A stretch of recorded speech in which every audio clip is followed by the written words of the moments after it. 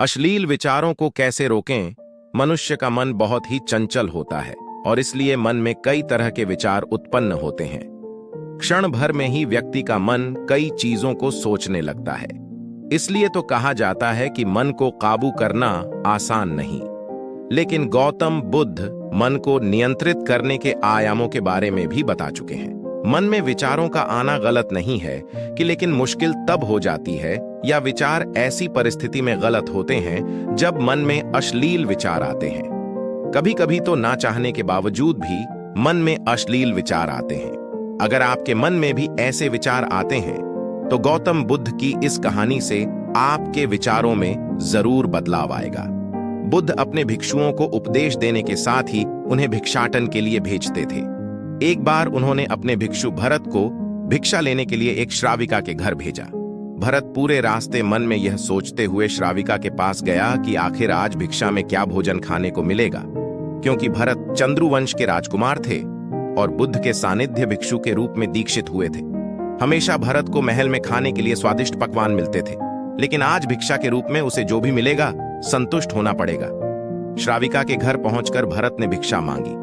श्राविका ने भरत को बैठने के लिए कहा और भोजन लाने के लिए घर के भीतर चली गई। इधर भरत फिर से अपने प्रिय भोजन के बारे में सोचने लगे और जैसे ही श्राविका भोजन लेकर आई तो भरत अचंभित रह गए।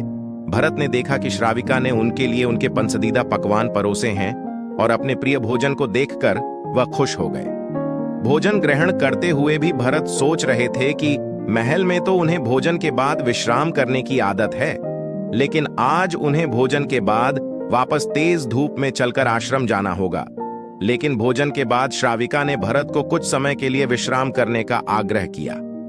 भरत फिर से खुश हुए कि आखिर आज उनके मन की सारी इच्छाएं कैसी पूरी हो रही हैं। इसके बाद भरत कुछ देर विश्राम करने लगे, लेकिन विश्राम करते हुए भी लेटे लेटे वह सोचने लगे कि आज तो मुझे भोजन के बाद विश्राम करने को मिल गया, लेकिन ऐसा रोज रोज नहीं होगा।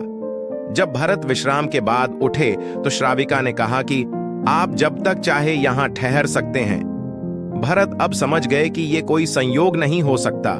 उन्होंने श्राविका से कहा कि मुझे क्षमा कीजिए, क्या आप मेरा मन पढ़ सकती हैं? श्राविका ने हां में उत्तर दिया और कहा कि हां, मैं मन पढ़ सकती हूं। शुरू में यह कठिन था, लेकिन फिर मैंने स्वयं के मन विचारों को देखना शुरू किया। पहले मेरे विचारों की संख्या अनगिनत हुआ करती थी। इसके बाद मैंने विचारों पर ध्यान केंद्रित किया, बिना पक्ष विपक्ष के अपने विचारों को देखने लगी। इस तरह से धीरे धीरे मेरे मन में विचारों की संख्या कम होती गई और सारे व्यर्थ विचार दूर हो गए। इसके बाद से ही मैं दूसरों के मन में चल रहे विचार को पारख लेती हूं। हालांकि श्राविका की बात सुनकर भरत घबरा गए। इसके बाद भरत ने श्राविका से आज्ञा ली और आश्रम के लिए निकल पड़े। रास्ते में भी भरत फिर से मन में आए विचारों का स्मरण करने लगे कि श्राविका के बारे में उसके मन में अश्लील विचार भी आए थे। श्राविका ने उसे भी जान लिया होगा, वह मेरे बारे में क्या सोचती होगी। भरत खुद को लज्जित महसूस कर रहे थे।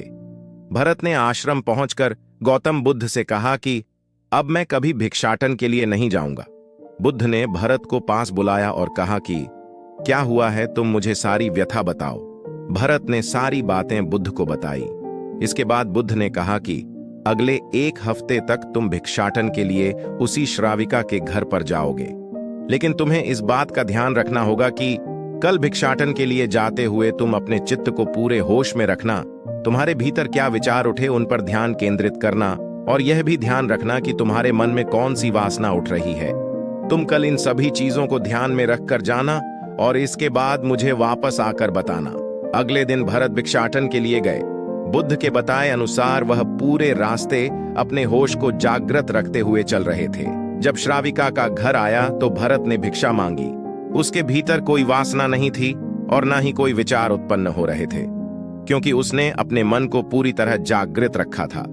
भरत ने भिक्षा ली और आश्रम चला गया।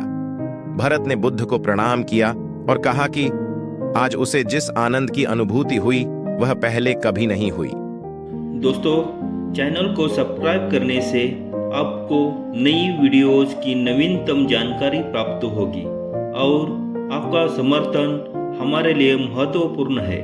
अगर आप इसी तरह की अधिक सामग्री देखना चाहते हैं तो कृपया नीचे सब्सक्राइब बटन पर क्लिक करें, लाइक, शेयर और कमेंट करें।